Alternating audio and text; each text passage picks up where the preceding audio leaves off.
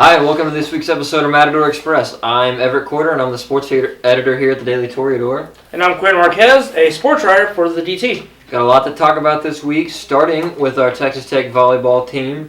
They only had one game last week, played Kansas State, lost that game 3-0. It was on Saturday during the football game. A lot of you may not have seen it. They lost in 3 straight sets. They were kind of in contention in several of those sets. I don't know if you saw what happened. They were kept it close in some of those sets, but were unable to pull away with any wins. Well, from what I've seen, the volleyball team, they keep it close, and they keep it so close. It's like the Dallas Cowboys, and they're like almost going to win, and then it just, and then they don't pull it through. And that's my experience with Tech volleyball so far. Like you said, K-State, they lost to them 3-0, 3 sets to 0. I think that we still have a chance to do some business because they lost to Texas, but we still played them again. At home on October 30th, and that is after they play OU on the 28th. I think they can take both those teams if they work at it. Didn't they lose to Oklahoma already, too? They beat Oklahoma at home earlier this year, but it was in 5 sets. It was that close matchup earlier this year. I was there, yes. Probably one of their biggest wins of the year so far. Tech still 13-9, I think, so they're still above 500. We need to get a couple Big 12 wins throughout the rest of the year to keep that record above 500 at the end of the season, which would be, I think, a big step for Coach Florida's program. They've been playing pretty well, but I mean, from what I've seen from them, they have the potential and they have the talent to take both these teams this next week. And you know what? I hope they don't play Kansas State again for Kansas State's sake, because now that we know what's going on, Tech's going to take it. Yeah, so like Quintin said, tomorrow, 28th, Tech will be at Oklahoma, so there won't be any games here tomorrow night. But then on Friday night, Tech will play day before Halloween. That's pretty much the only thing. There's a soccer game that day, but yeah, that's pretty much all the only thing that's going on. So you can go see the volleyball game, see them take on Texas. Texas is a really good team. They're ranked number 3, I think, when we played them a couple weeks ago. So it's a really good Texas volleyball team. Maybe Tech will pull off the upset there. You never know in a rivalry game. Let's put those horns down. Let's get those horns and stick them down. Let's stick the horns down. Team that won't be playing on campus anymore this year. Quintin, is sad for you. Want any more games to cover? Soccer. I am very sad about this. Yeah. They played their last home game. They did win. Yeah. They did win against Kansas. We got a Big 12 win, 1-0. Surprise, surprise. Guess who scored the goal? Who was it? Janine Becky. I mean, I think she leads the Big 12 right now in goals scored. And I think she leads Big 12 in almost every category when it comes to individual statistics. But she scored the last one. That was her last home game for the regular season as a Tech player. Coach Stone had nothing but good things to say about her. But he said that even though it's going to be her last game here at the regular season, he looks forward to seeing her and what she's going to do because she does play for the Canadian national team. Yeah. So I think it's an honor that she's at Tech and that we'll get to see her in her future endeavors. And I could be like, hey, that Canadian player right there, I covered her like a long time ago when she played at Tech. Yeah, Tom Stone, it was an emotional night for the Red Raiders. You got Allie Murphy leaving, you got Janine Becky, 2 really big key leaders throughout this year, but also throughout last year in that playoff run where they made it to the Sweet 16. So I know it was an emotional night for him, but he did say they got to buckle down. They still have some more road Big 12 games before they get to the Big 12 postseason tournament. And they're middle of the pack right now, so it'd be nice for them to win some games and get a little bit higher seeding for that tournament at the end of the season. Like you said, it was Allie Murphy and Janine Becky's last game, so it's kind of like an end of an era, kind of. But good news is we did get all these new freshmen in, so those freshmen will someday be seniors. So they're all going to get to grow up together throughout these 4 years, and I think it's going to be pretty good. Looking forward to the next 4 years of Tech soccer. Yeah. Next, Tech is going to play Iowa State on the 30th. That's going to be a Friday.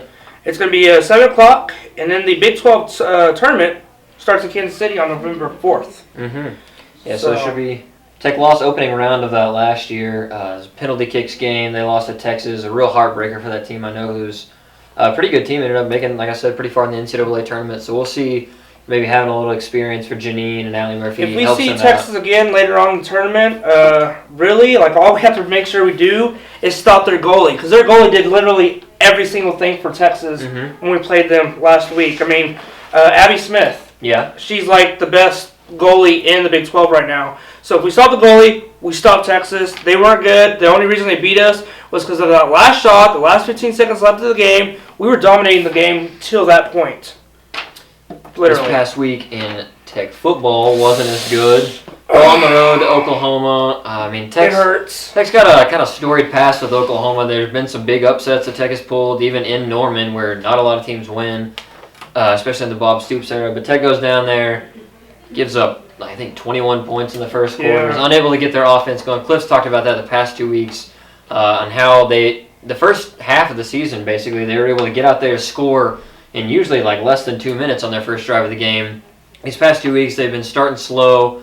Cliff kind of blamed it on the crowd and the atmosphere in Kansas, but this week there was a good atmosphere at Oklahoma. Still started slow. They had a big third down drop on that first drive by Ian Sadler, and ended up being pretty poor showing. They lost 63-27 overall. What did you think of that game? How did you think Tech played? Honestly, I said it last week. You never know what's going to happen when it comes to Texas and OU. Mm-hmm. Texas did beat OU, even though they sucked the first couple of weeks that they played, and they somehow pulled out a win. OU took us, so more than likely, even though we lost to OU, that kind of makes it kind of like a little bit of a ray of sunlight that will probably beat Texas. Yeah, it's possible that we could get a win against the Longhorns. That's the last game of the season, so it'd be nice to see that. This game against OU, though, there's a lot made, especially by the national broadcasters, of kind of the Baker Mayfield storyline. He used to play here at Tech his freshman year. I was kind of glad to see it wasn't really Baker that beat Tech.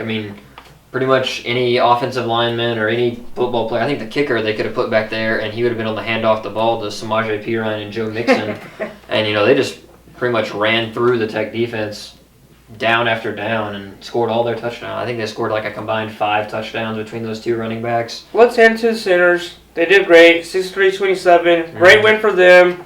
Whatever. We're moving on to play their neighbors, OSU, and you know what? That's going to be a good game. Yeah, it should be fun. Tech's scheduled a blackout for this week.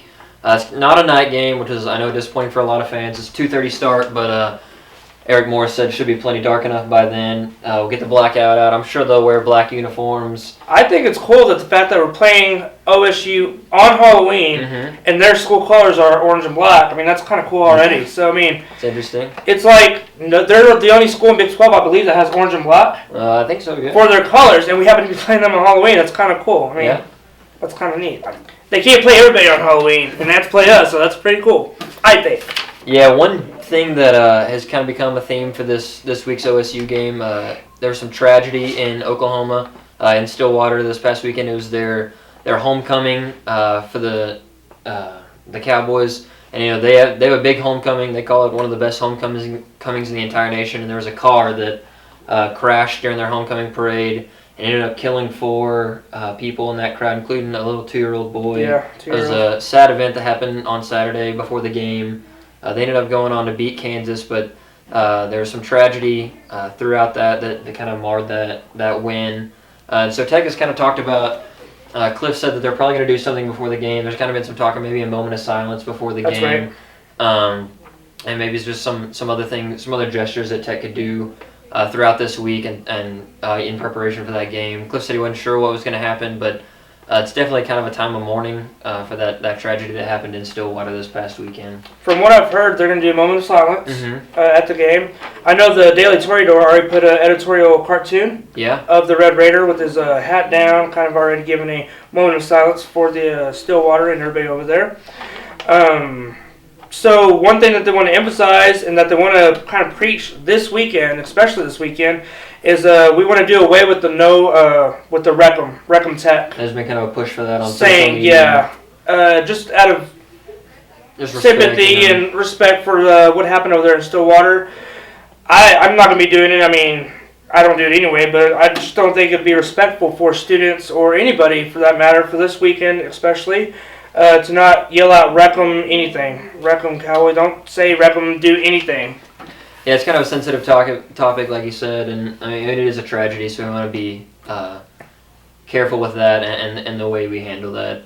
I know y'all could do it, Tech. If y'all are respectful people, no Recums at least for 7 days. Let's not do that. Let's just ban Recum anything for 7 days. Let's see if you can do it. I have faith in you. Other than that, Halloween's this weekend. Quintin, what are you going to be this weekend for Halloween? I was thinking about Mr. T, but I don't have enough gold chains, so I might just do Superman. Superman, that works. I'm thinking about dressing up like I have a Tech baseball jersey, Tech hat.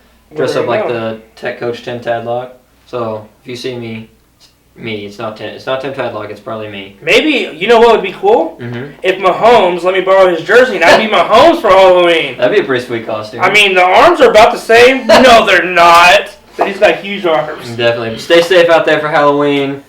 Stay safe at the game, and just kind of be courteous to those OSU fans maybe around you. Yeah, be smart on Halloween night. No drinking and driving. Watch out for the kids. There's nothing worse than having an accident where kids are out there on the streets with their costumes trying to get candy and some idiot gets crazy. So let's be safe on Halloween night. That's all we got here. Thanks for watching this week's episode of Matador Express, and we'll see you guys next week. It doesn't go anywhere.